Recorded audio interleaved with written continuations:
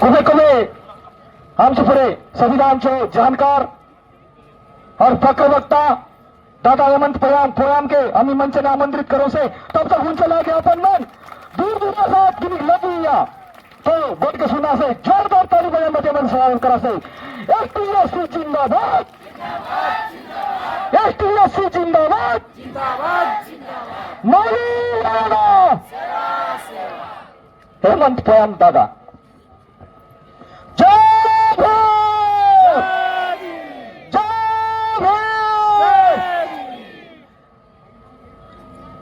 सर्व आदिवासी समाज के और जितने भी ओबीसी समाज और जितने भी सामाजिक संगठन के द्वारा आज ये भारत बंद के साथ साथ बस्तर बंद का आयोजन किया गया है, उसमें जितने भी हमारे पदाधिकारी हैं उन सभी को मैं बहुत बहुत धन्यवाद और आभार व्यक्त करता हूं। आप लोगों की मेहनत से आप लोगों ने अपने समाज को जाकर के जो जागरूकता फैलाई, जो लोग अपने अपने साधन से चल करके यहाँ पे आए हैं और आज इस मामले की संवेदनशीलता को देखते हुए जिस भी समाजवादी लोगों ने, पढ़े लिखे लोगों ने, आरक्षण का फायदा उठाए लोगों ने अगर कुछ 100-200 का सहयोग भी किया है, उनको भी बहुत बहुत धन्यवाद देता हूं।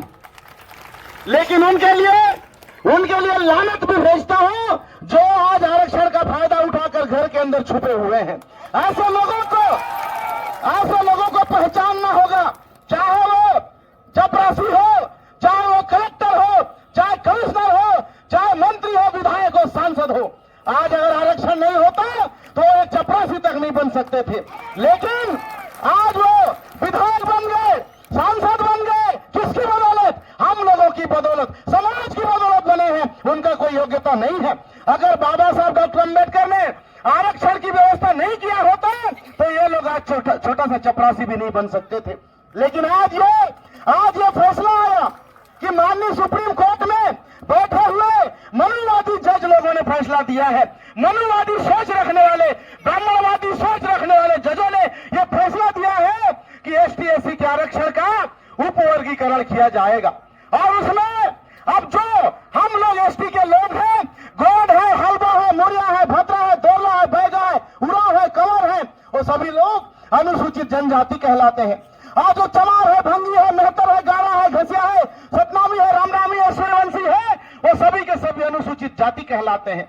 लेकिन इस फैसले के बाद ये हो सकता है कि सतनामी के लिए अलग से आरक्षण रहेगा, सूर्यवंशी के लिए अलग से आरक्षण रहेगा, चमार के अलग से आरक्षण रहेगा, जाटों के लिए अलग से रहेगा। तो ये जाटा और चमार में संघर्ष होगा, ये सतनामी और सूर्यवंशी में लड़ाई हो जाएगा। गोंड के लिए अलग से सीट रिजर्व होगा, आदि हलबा के लिए अलग से होगा, मुरिया के लिए अलग से वैकेंसी निकलेगा, दोरला और मारिया के लिए अलग से वैकेंसी निकलेगा। तो इस तरह से हम लोगों को आपस में लड़ाने वाला ये बहुत ही जो फैसला आया है, इससे हमारा समाज कतई भी संतुष्ट नहीं है। इसलिए आज पूरे भारत देश को बंद करने का काम हमारे अनुसूचित जाति और अनुसूचित जनजाति के लोगों ने किया है। और इसलिए मैंने जब ये रैली शुरू हो रही थी उस समय भी मैंने धर्मपुरा में भी कहा, ये जो आए हुए हैं इनमें से 95% लोग गरीब हैं, मजदूर हैं, कुर्ला वाले लोग हैं। उनको इस फैसले से क्या लेना देना है? उनको इस फैसले से क्या लेना देना है? अरे लेना देना तो उनको है जो लोग आरक्षण का फायदा उठा चुके हैं, जो लोग कलेक्टर बन गए, IAS IPS बन गए, विधायक और सांसद बन गए हैं। अगर ये फैसला लागू हो गया तो एक बार विधायक बन गया उसका बेटा को आरक्षण नहीं मिलेगा, एक बार जो सांसद बन गया उसका बेटा को आरक्षण नहीं मिलेगा। अरे उनके अधिकारों को बचाने के लिए लोग आए हुए हैं, उनके अधिकारों को बचाने के लिए आए हुए हैं। और ये हमारे विधायक और सांसद इतने नालायक और इतने नाकारे और इतने निकम्मे हैं, उन लोगों ने यहाँ हमारे समाज के लोगों को सांत्वना देने के लिए 2 शब्द बोलने भी नहीं आए। ऐसे नाकारा लोगों के कारण आज हमारा समाज मारा जा रहा है, ऐसे निकम्मे लोगों के कारण हमारा समाज मारा जा रहा है। कहीं नक्सली के नाम से मार रहे हैं, तो कभी उग्रवादी के नाम से मार रहे हैं, कोई पुलिस आके मार के जा रहा है, नक्सली आके मार के जा रहा है। आज अपने ही बस्तर में अपने ही मूल निवासी यहाँ के लोग आज यहाँ पर डरे हुए हैं, सहमे हुए हैं। यहाँ कब जिंदा रहेंगे, कब मारे जाएंगे, हमारे समाज का कोई ठिकाना नहीं है। लेकिन आज ये आरक्षण बचाने के लिए हम लोगों को चाहिए था, उन लोगों को चाहिए था कि इसका व्यवस्था वो लोग करते। आज यहाँ पर हमारे पदाधिकारी लोग बैठे हैं, अभी जो यहाँ पर भाषण हो रहा था तो डीजे के आवाज में आवाज नहीं आ रही थी, जनरेटर के कारण आवाज नहीं आ रही थी, लेकिन जो आरक्षण का फायदा उठाकर लाखों लाखों रुपए तनख्वाह ले रहे हैं, उनको तो इस हेड की व्यवस्था करनी चाहिए थी, टेंट की व्यवस्था करनी चाहिए थी। चलो भाई, हमारे लिए आप लोग निकल रहे हो, लेकिन वो लाखों रुपए तनख्वाह लेने वाले लोग, एसी कमरा में बैठने वाले लोग, लाल बत्ती में घूमने वाले लोगों को, हमारे ये जो गरीब मजदूर समाज की कोई चिंता ही नहीं है। ऐसे लोगों को दोबारा जब हमारे लोगों के बीच में वोट मांगने आएंगे, उस समय उनको सबक सिखाना बहुत जरूरी है। उस समय हमको सबक सिखाना बहुत जरूरी है। जब हमारा आरक्षण खत्म हो रहा था, जब हमारा आरक्षण संविधान खत्म हो रहा था और ये समाज, ये गरीब समाज लड़ाई लड़ रहा था, उस समय आप कहां गए थे? और आज चुनाव के समय में दारू पिलाने आ गए, ये चुनाव के समय में ये पैसा बांटने आ गए, चुनाव के समय में साड़ी कंबल बांटने आ गए। ये बोलने की जरूरत है। इसलिए मैं कहना चाहता हूं, ये हमारे एसटी विधायक और सांसद ऐसे पालतू कुत्ते हैं जो अपने मालिक के खरीदे हुए गुलाम है, और उनके मुंह में ऐसा पट्टी बंधा हुआ है, ना तो अपनी मर्जी से दुश्मन को काटना तो दूर नहीं सकते हैं। ऐसे लोगों से हमारे समाज का कोई भला नहीं होने वाला है। और ये जो एकता आज दिख रही है, आने वाले समय में पूरा लाल बाग का मैदान भर जाएगा और लाखों लोग आएंगे, और हमारे जो जनप्रतिनिधि, हमारे अधिकारी कर्मचारी हैं, जो आरक्षण आज ये खतरे में है, उसको बचाने के लिए सामने नहीं आए, ऐसे लोगों को इसका खामियाजा भुगतना पड़ेगा। लेकिन मैं धन्यवाद देना चाहता हूं हमारे गरीब मजदूर, किसान, कूली भूती करने वाले मेरे आदिवासी अनुसूचित बहनों को, जो आप लोगों ने धूप में अपना पसीना बहाते हुए हमारे आरक्षण भोगी लोगों का हक अधिकार को बचाने के लिए आप लोग आए। आपको बारंबार प्रणाम है, बारंबार सेवा जोहार करता हूं कि आप लोग हैं तो हमारा हक अधिकार बचा है। वरना ऐसे नालायक लोग तो आज आरक्षण का फायदा उठा करके एक कदम इधर आना भी पसंद नहीं करते। ऐसे लोगों की वजह से आज हमारा समाज जो है आगे नहीं बढ़ पा रहा है। तो ये जो ज्ञापन दिया गया है, जिसको भैया प्रकाश ठाकुर जी ने बताया, बहुत सारे मुद्दे हैं और बहुत सारे जो हमारे कम पढ़े लिखे लोग हैं उनको समझ में नहीं आता है। तो ये हुआ है कि देवेंद्र सिंह बनाम पंजाब का एक केस चला।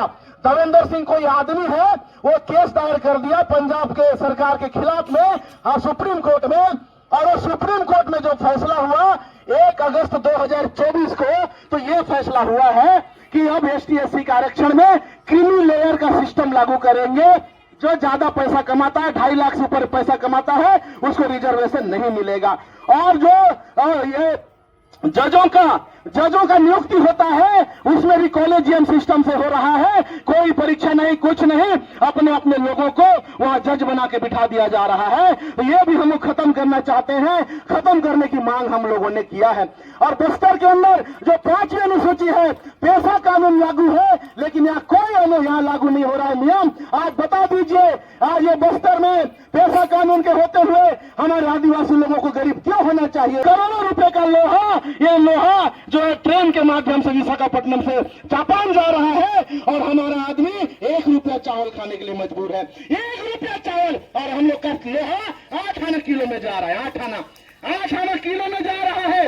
और हमारा जो विधायक हो चाहे सांसद हो, जिनको मुद्दा उठाना चाहिए, उनको पेटी पेटी नोट मिल जाता है, इसलिए कोई मुद्दा नहीं उठाता है। आज यहाँ NMDC में, आज हमारे NMDC में हजारों लोग नौकरी कर रहे हैं, लेकिन उस खदान के पीछे जाकर देखिए तो आज भी लंगोटी में पहनने वाला आदिवासी आदिम युग में जीने के लिए मजबूर है। तो इस 5 क्षेत्र में हम लोगों को बार बार रोड में उतरना पड़ रहा है। तो उसके लिए जिम्मेदार वही जनप्रतिनिधि है जो हमारा विकास करने के नाम से वोट लेते हैं, लेकिन हमको रोड में उतरने के लिए मजबूर होना पड़ रहा है। प्रकाश ठाकुर जी ने बताया, अगर सरकार संसद का विशेष सत्र बुला करके इस कानून को रद्द नहीं करती है, अब हम लोग सरकार के पीछे नहीं जाएंगे, हमारे नाकारा विधायक और सांसदों का घर का घेराव करेंगे, उनके घरों में जाएंगे, उन्हीं के घरों में डेरा डाल के बैठेंगे। आप हमको खाना खिलाओ, पानी पिलाओ, हम यही रहेंगे। अगर आप संसद भवन में जाके बोल नहीं पाते हो, वहां चुप्पी साधे रहते हो, मुंह बंद रहता है, तो आपको इस्तीफा देना चाहिए, इस्तीफा देना चाहिए।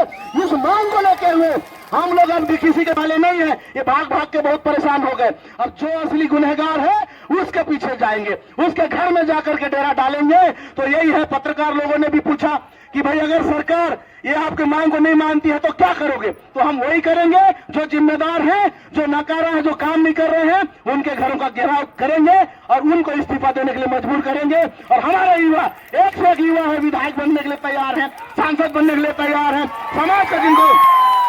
समाज का जिनको समर्थन प्राप्त है, ऐसे ऐसे लोग जो संघर्ष कर रहे हैं, आप लोगों को लेके आए हैं, कोई पिकअप में लेके आया है, कोई बाइक में बिठा के लाया, ऐसे ऐसे लोग को बनाएंगे विधायक और सांसद। समाज उसको वोट देगा, उसको कोई पैसे की जरूरत नहीं है। लेकिन बड़े बड़े पूंजीपतियों से करोड़ों करोड़ों का नोट लेकर आते हैं, हमारा वोट लेकर चले जाते हैं। इसलिए साथियों, आज हमको समय आ गया है कि अब हम लोगों को जागना होगा और हम लोगों को ये जो मुद्दे हैं, इस मुद्दे को गांव गांव में ले जाके, जितने हमारे युवा साथी हैं, गांव गांव में जाकर के रात रात को संगोष्ठी करके, मीटिंग करके बताने का काम करेंगे और हमारे समाज को जागरूक करने का काम करेंगे। क्योंकि मुझे ऐसी जानकारी मिली है कि आरएसएस के लोग गांव गांव में जाकर के इस कानून की जो है वो तारीफ करने में लगे हैं। वो गोड़ के पास जाएंगे और बोलेंगे, अरे भाई, हलवा लोग तो आरक्षण ले लिए हैं, उसको आरक्षण से खत्म करना चाहिए, तभी तो आप आगे बढ़ोगे। ये गोड़ लोग तो बहुत आगे बढ़ गए हैं, ऐसा बोल के धुरवा के पास जाएंगे।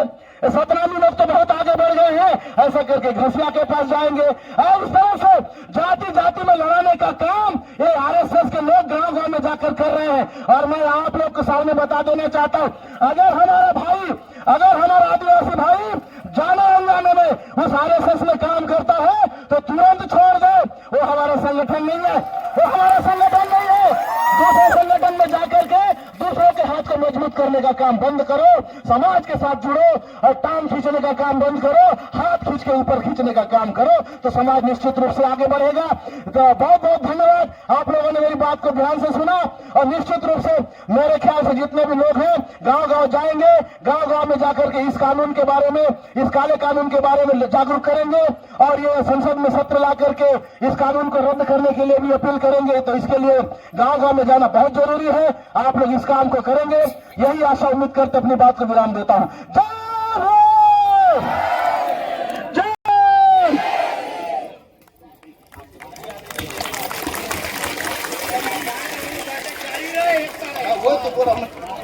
जब तक ये कानून रद्द नहीं होगा तो हम लोग का गांव गांव में बैठक चलेगा और लोगों को जागरूक करेंगे और विधायक सांसदों को भी उसके कान को अलटने का काम हम लोग करते रहेंगे।